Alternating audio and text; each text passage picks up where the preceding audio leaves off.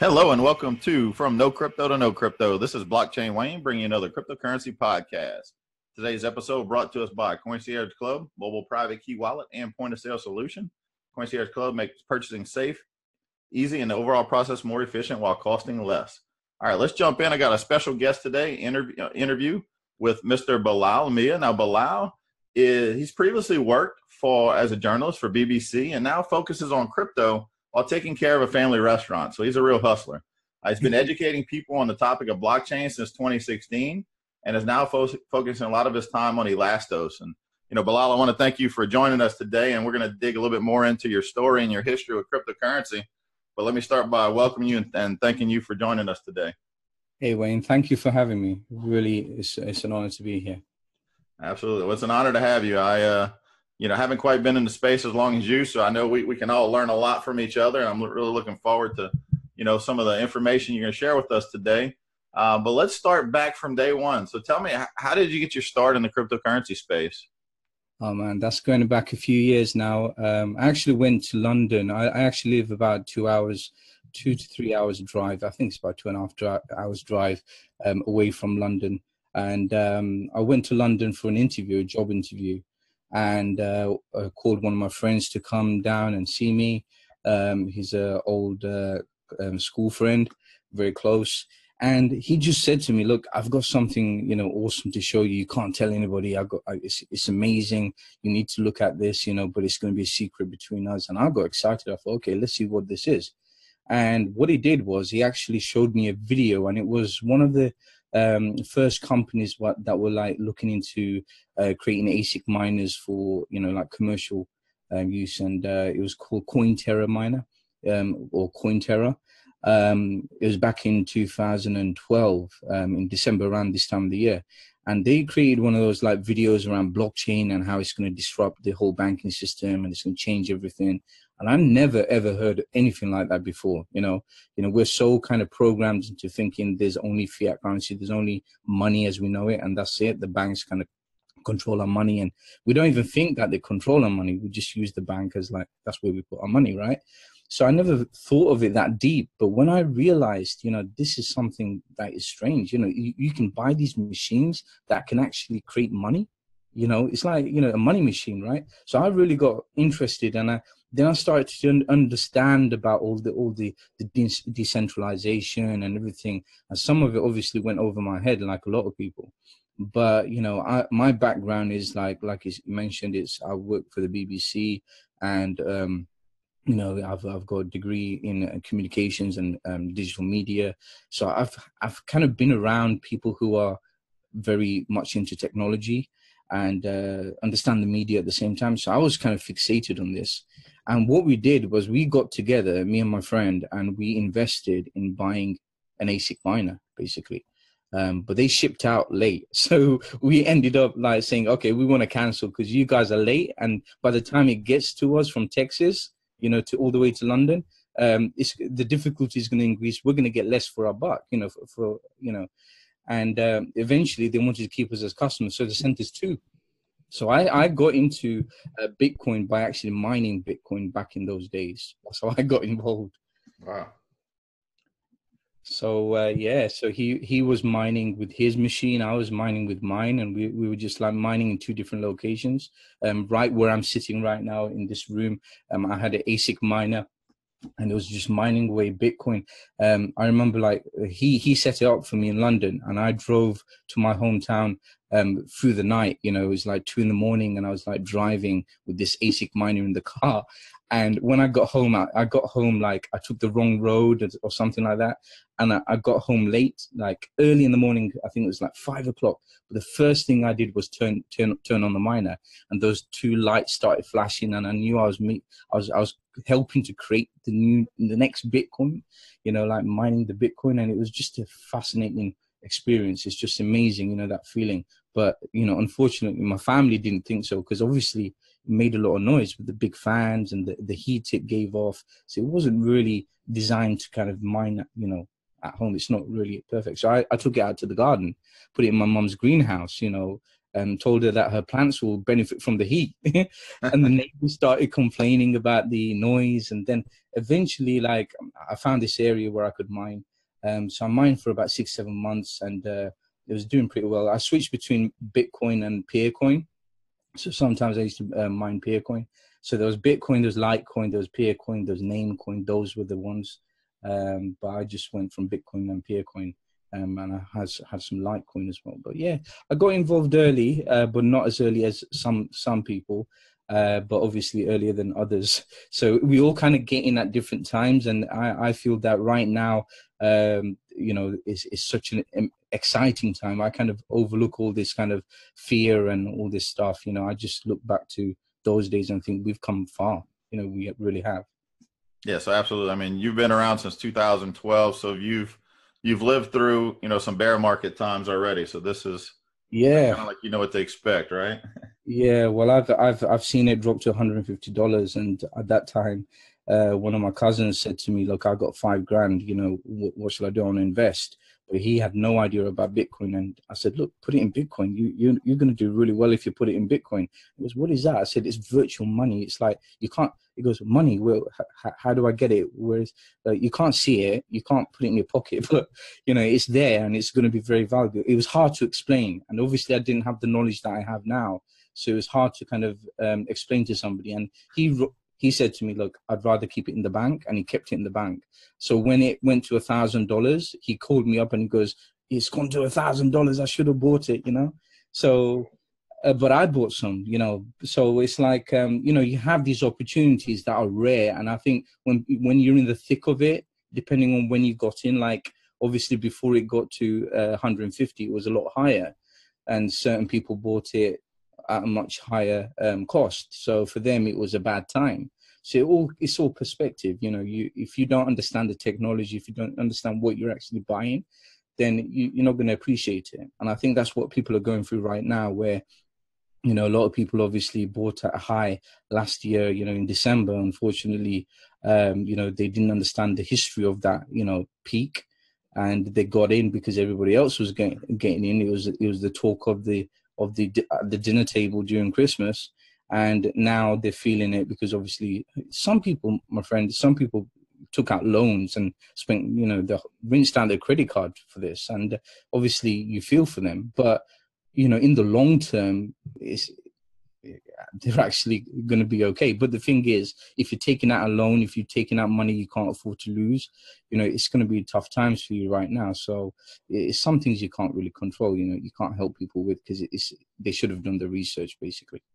Yeah, absolutely. I mean, a lot of people looked at it as a lottery ticket, get Oh rich yeah, quick, and you're right. You always tell people, I'm sure you probably do the same. Don't spend more than you're willing to lose, because you're definitely not going to lose it in the long term. But if you need to pull it out in a few months, it may be in a dip.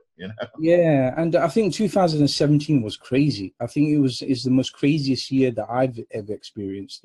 Even I got caught up in many ways, and not badly as some people, but it was quite, because I like you mentioned, I run a family business 7 days a week. I got 2 children. It's hard to keep focused on your craft, and sometimes you get caught out with things moving so fast.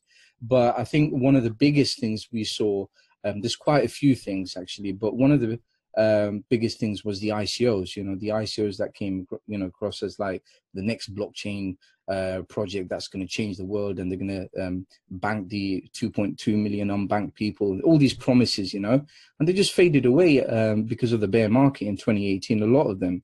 But from that, we've seen some real gems, like Neo, for example, that are still around, but unfortunately, because of how the government is in, the Chinese government and stuff, they're having some roadblocks, but, they got good hope. There's good hope there. So people are confused because of their portfolio and the way it looks right now. It looked a lot better like 12 months ago. So I think people need a bit of encouragement, I think, to understand what has actually happened, going back, into 2017, and even before that, to actually understand where we are right now.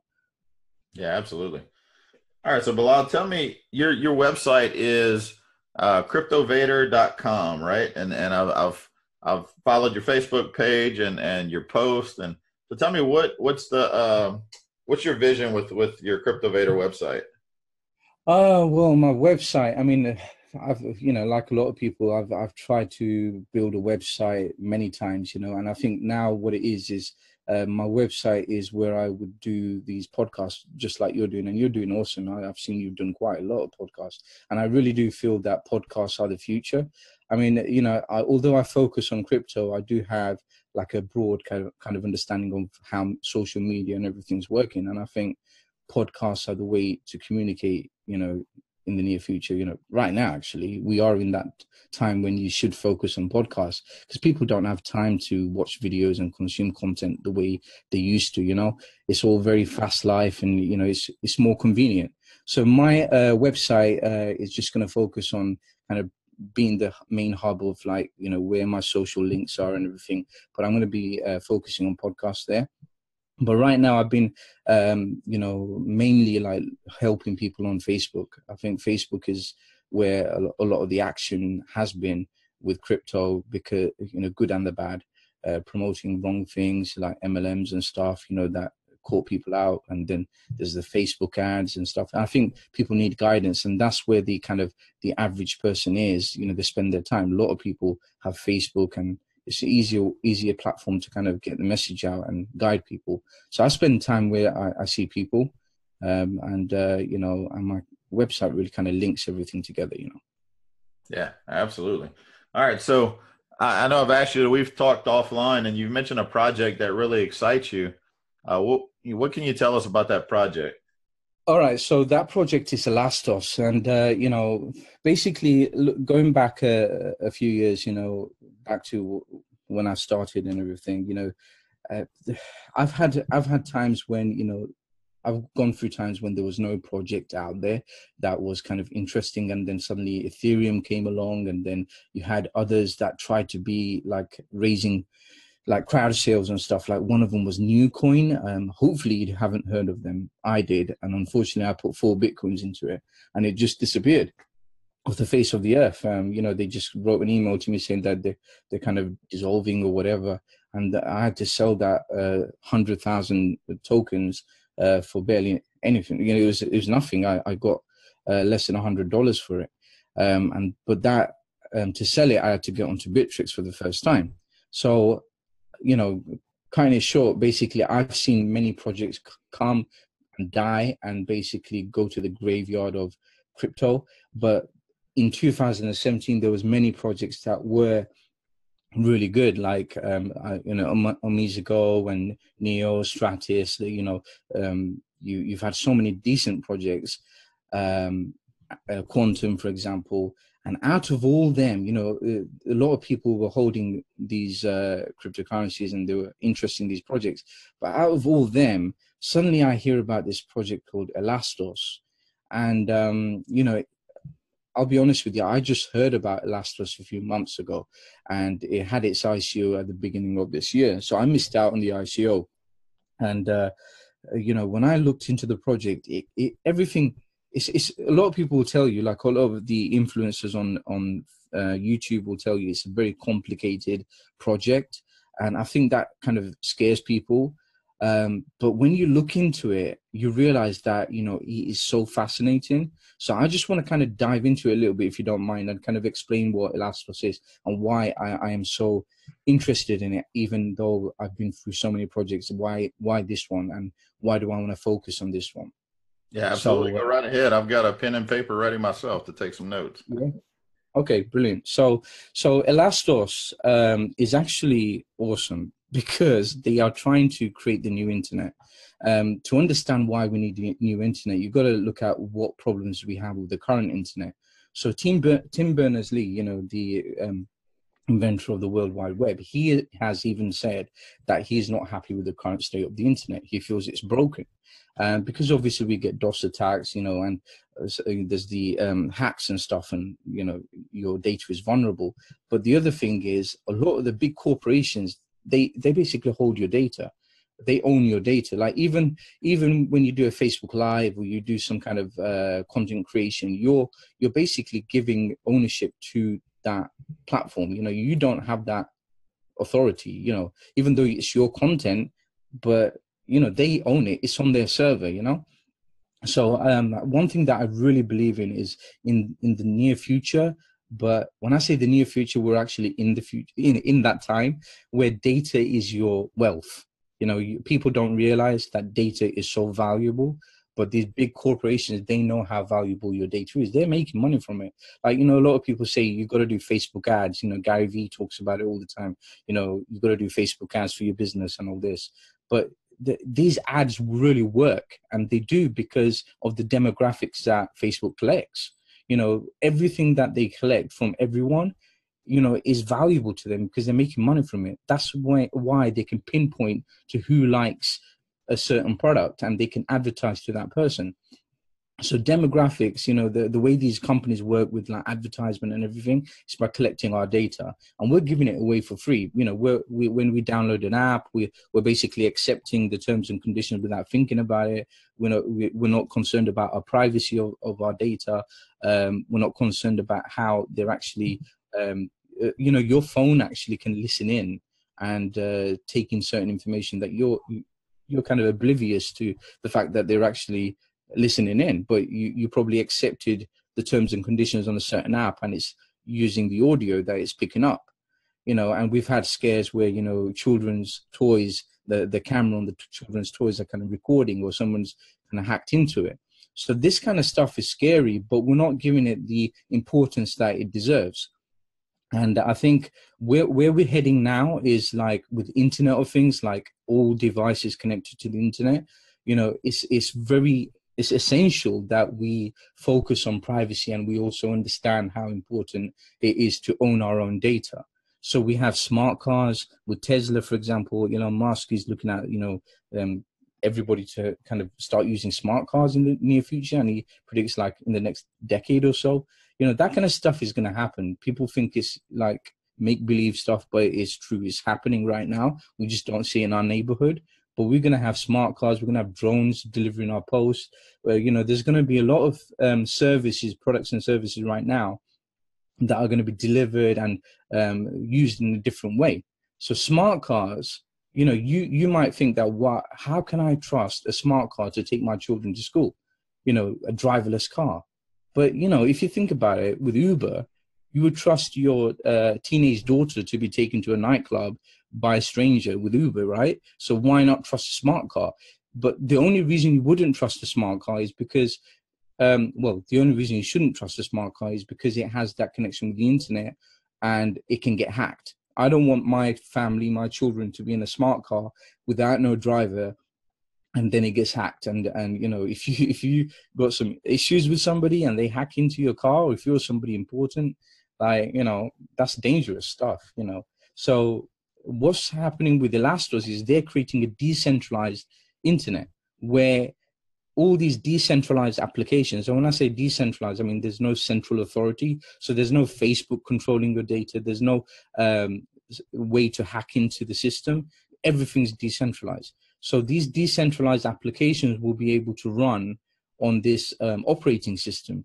So what LastOffs is basically doing is creating this operating system for the internet, which is decentralized. So you can have this running on your existing Android phone, your iPhone, your iPad, your desktop computer, your smart TV, your fridge can have it, you know, because your fridge is going to be smart as well. Your Hoover, you know, everything that's smart, what needs the internet, can use that platform and run decentralized applications, so that the new internet that we have is more secure, it's more private. We are in control of our data, but not only that, we can trade our data. So you can actually monetize your data, you know, if you want to. So it's not like Facebook owns your data and only they can monetize it. You can actually earn by trading your data. And another thing that it does, it allows digital assets to be created and traded. So a lot of us, like, you know, that you come across, I come across, are marketers, and they have their own ebook, or they have their own course, video course, or whatever, right? And we have this with, like, you know, this issue with the music industry, for example, where they've created a piece of music and now it's been copied and they're not making the money that they should have done, because people can just copy it. So every time you basically send somebody something right now, there is a copy. So there's a duplicate. So you can duplicate one single document or a video or an audio many times, But with this LastOffs platform that is decentralized, what you can do is you can have, digital assets will have an ID, and these IDs are blockchain IDs. The digital assets will have these IDs. The devices that use the platform will have its own ID, and the users, you and me, will have our own ID. And these IDs are the blockchain IDs that the LastOffs platform, gives you. And you would use Ella, which is the token, to actually purchase the ID, to register. Once you have your unique ID and you're on the LastOffs platform, you are basically, that is what's kind of identifying you. So it's like a gateway. And once you're in there with that ID. And what it does is, it allows you to have an ID for your digital assets as well. So if I create an ebook around, say, cryptocurrency, and I want to create a limited edition of them, so I want to create 500 of them. So I make them scarce. Okay, so now I kind of release it into the market. There's only 500 of them. Now, if there's a demand for this ebook, and there's 500 people who are reading the ebook, and suddenly another person wants to read the ebook, one of the people that have bought the ebook would have to sell it, and they can sell it for a higher price on the market because there's only 500. So this could work with movies as well. So a movie producer can create a movie and then have a limited edition of it. Or it could be like games, video games. You can have a limited edition video games, only like there's 500 of them or 50 of them. And the scarcity gives it that value. And also the fact that it's got its own ID, they can be identified and tracked. So the ownership of that data is all kind of, it uses the blockchain. So the thing is, LastOffs has been around before the crypto ICO craze of 2017. It's been around since the year 2000. So Rong Chen, he used to actually work for Microsoft. He used to work on operating systems alongside Bill Gates. And he left Microsoft and he started working on his own operating system in the year 2000. And, since then, he's been working on a kind of a new operating system for the new world where you'll have these Internet of Things and everything. He's a visionary. So blockchain is a piece of, it was a missing piece of the puzzle. So now that they've got the blockchain, they've kind of pieced everything together. So they've got all these like carriers, LastOffs carriers that are basically within TV boxes that have been shipped out. So they've got a partnership with a company that is a manufacturer of these TV boxes and speakers and all these other consumer grade devices, and they're being shipped out everywhere. And they are basically going to create the peer-to-peer network that's going to create the new internet. So it's fascinating. It's just mind-boggling with so many things that they're doing, because I could go on and talk about the side chains that they've got, where other projects can actually piggyback onto LastOffs and use the LastOffs blockchain, and the fact that they can create their own tokens, and people who buy LastOffs and hold LastOffs, hold Ella, will get airdrops from every single project that is on using those side chains. And then the fact that they merge mine with Bitcoin, and Bitcoin being the most secure blockchain, it gives you that security. But anybody who's mining Bitcoin can also mine Ella at the same time without having to do anything different. Just have to change a bit of code, and that's it.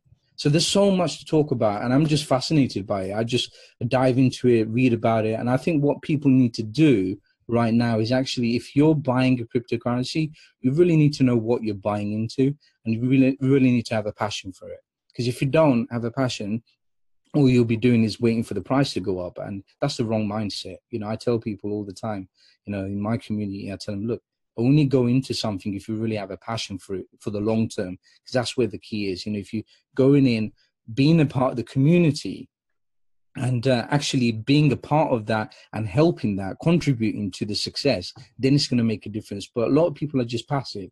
You won't see them saying anything on the forums other than when is the price going to go up, or when is it going to pump, or when is it going to go on to Binance or something like that.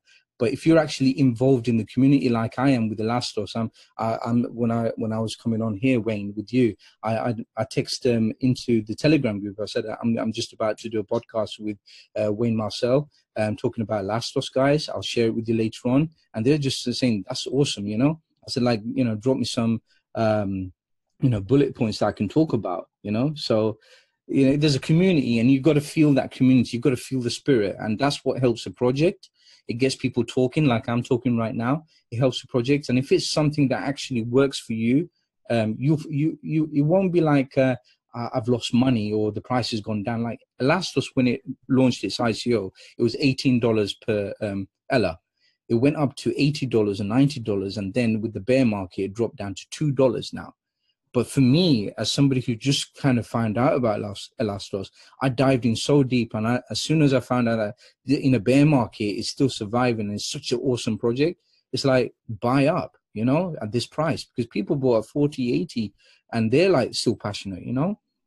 But obviously, none of this is financial advice or anything like that. But what I'm saying is, you need to be passionate about whatever you get into. You just have to have that passion.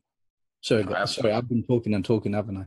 Oh no, absolutely, man. I love it, man. I agree. I tell people all that at the same time. Don't just jump into something hoping it's going to go up. Learn about the project. What are they doing, and what are they really working on? Because there's a lot of ICOs last year that raised a lot of money that haven't created anything. So exactly.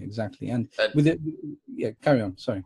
I was just going to say, and I mean, just when you talking about your crypto journey in the early days, you mentioned some coins that people that got in the last year or two don't even know what you're talking about with some of the coins that were big then and now not even really around or way down there on the market cap, just because, you know. Yeah. I mean, there are some, like Quantum, for example. I do have faith in Quantum, on Neo. You know, there are some that I think you can learn a lot from these. You know, like for example, with Stratis, one of the key points about Stratis was that it's a blockchain as a service. You know, and it uses C++, and any programmer can develop smart contracts with it easily. You know, but since then, you know, since Stratis came out, there's been other projects that are doing similar things. There's been lots of other, you know, you kind of build on other people's experience and other people's challenges and what they've kind of faced. So as these projects grow, what you'd realize is that, you know, for example, you know, with the blockchain, with Bitcoin, for example, it's been forked into Bitcoin Cash, and then Bitcoin Cash got forked again. Things happen, you know. This is software, this is code. There's going to be changes, but what you have to latch onto is progression. You know, you've got to understand that you shouldn't confuse yourself thinking that there's so much happening here, it's just overwhelming. Just try to understand what it is, and what we have here is the best thing.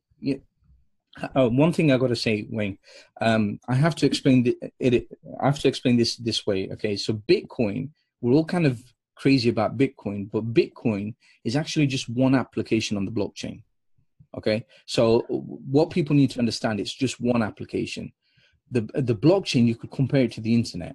Okay, so the internet, it has given off so many new things. Like, you know, from the beginning, we're talking about email. You know, Bitcoin is a bit like email. If blockchain is like the internet, Bitcoin is like email. Okay, so if you think about it, everybody's just crazy about something that might go out of date, or kind of people might move on to something else. Now with Bitcoin, obviously it's slightly different. There's kind of the emotional attachment to it. There's a scarcity of it. It's not just like email, but things move on with technology. You know, we progress, and there's going to be so many applications built with blockchain technology, and there's going to be companies that are going to use blockchain technology without cryptocurrency. So it's just the blockchain that we're using. So, you know, we're living in very interesting times with social media, with the fact that anybody can just kind of start a business using their phone. And, you know, there's so much freedom that we have, but at the same time, so much of our freedom has been restricted by corporates, by banks. And you have to understand that we are kind of living in the matrix kind of thing, you know, that has been created. This society, everything that we know and kind of take for granted, and that this is how it's supposed to be. Who says that it has to be like this? I mean, there's 2.2 billion people on the planet that don't have a bank account. They don't have that right. They're not even in the system. So to this technology gives them the power to have their own bank. They can become their own bank. There's no middleman, and that's the key. We're taking out the middleman from every single industry, whether it's health organizations, like the NHS in the National Health Service in the UK. You can take out the middleman. You can connect the patient to the doctor directly and take out all the rubbish in between, and the patient data can be secured on the blockchain. You can look at CBD oil, all this craze about CBD right now. You can track from the beginning of the plant, like the birth of the plant, where it's been grown, to the breed, to how it's been delivered to the shop, when you're buying it. So exactly where it's come from, what kind of breed it is, and everything. So with any industry, blockchain can actually disrupt it and change it, because what we've been doing so far is we've been living in a world where we've got a hierarchy and there's a system and people are making money in between all that. But what we're moving towards is a decentralized world where we don't have a central authority, but everybody has a say and everybody has a vote, or everybody, it's a different way. But the human, how we are as humans, we unfortunately we have emotions that get in the way, and there are disputes like the miners and the developers are arguing, and this kind of things will happen. But we need to be focused on where we are right now as consumers, as investors, as enthusiasts, and we really need to stick together and learn from each other. And so if your life is boring, get into crypto. That's all I can say. If your life is boring, if you find that you need something to do, just study the blockchain. That's what I'm saying. Yeah, absolutely, man. Great points. And I agree. I mean, blockchain can establish so much trust. And, I posted in a group the other day. It was one of the Facebook groups. I can't remember which one, but it was just a post about, people think cryptocurrency is just about money, and it's really about freedom. And a bunch of people that you could tell probably got in the last few months or got into the top were all, kind of hammering with, questions. Why do you say that? And what makes you think that? And they don't really realize their eyes haven't been open like yours and and others, that realize that, we're true freedom and you're right, the unbanked, that's another big problem that blockchain is going to solve. Yeah, I mean, look at all the stuff that's happening in France right now, and there's a lot of people who go to the streets and protest, and they're not happy with the government, but they feel restricted that their voice isn't being heard, because even the media is controlled. You only get to see and hear what they want you to hear and see. I've worked for the BBC for 4 years. I know how regulated it is, even though it's supposed to be like a public thing. It's I just feel that a lot of it's fake. When I was in that newsroom, I felt that I was around fake people. They were a person on screen and there were another person in front of you. I mean, it's just, I don't like all that fake stuff. So for me, it's like. And another thing is, like, with social media, it's powerful as well, because, I remember times when, I applied for a job with the BBC about 10 times and I got rejected, and finally I got in. And, it was difficult trying to get yourself on camera, to get to that point where somebody would actually say, hey, do you want to do a clip on radio? But I was persistent and I managed to get there. But, now with the smartphone, you don't even have to go through the BBC or the ITV or MTV. If you're good at singing, get on TikTok. It's like, if you want to, get some attention, use your phone and do something. People don't realize what kind of freedom they got with their smartphone. But unfortunately, a lot of this freedom is through these platforms that are now the oligarchs, of the new world, because you got Mark Zuckerberg, you got Bill Gates, you got Elon Musk. They are the oligarchs. Technology, it's no longer the industrial age. We're living in a new age, a digital age, and we're moving towards another age where we're going to be living side by side with devices and basically robots, artificial intelligence. So, again, our kind of our data is at threat, and who we are is at threat. Our identity is at threat. I read the other day about something about, people chipping themselves, so they got their ID, their information, their within their kind of palm. so they don't have to take out their bus pass. I mean, that's lazy, but it's interesting because people are taking it like, it's nothing, Yeah. but you're putting a chip in your body and you don't know how that can be used, You're basically chipping yourself. And in the future, I believe that a lot of people will be having that done to them because that's the way we have to have our passports and IDs done, that we're going to get tracked in that way, and you're open to being hacked, basically. And humans aren't, we're not perfect, but the perfection is in the imperfection with us humans. But as artificial intelligence grows in the world, as we kind of progress, I don't know if you've seen videos of Sophia, but as things move on, we're going to be questioned for our imperfections. And what we need to realize is that our data is our strength. Our identity is our data, our digital footprint, who we are as a person, everything. We have to take ownership of that. And that's why I feel that this decentralized web is how it should have been. And that's where we need to move on to. And with Internet of Things, that's what they're going to use. All these devices are going to be connected to the decentralized web. And that's the only way we're going to be able to use it. Otherwise, we can't trust these devices. Anyone can hack and take control of it.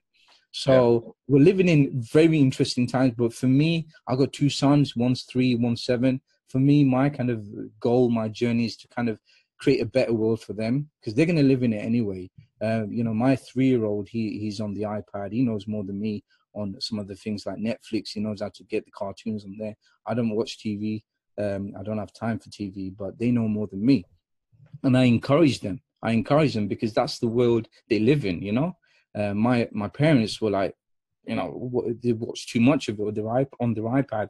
They shouldn't be on their iPad, but it's the world they live in. That's how they're growing up. And if they don't do that, they're going to be left behind.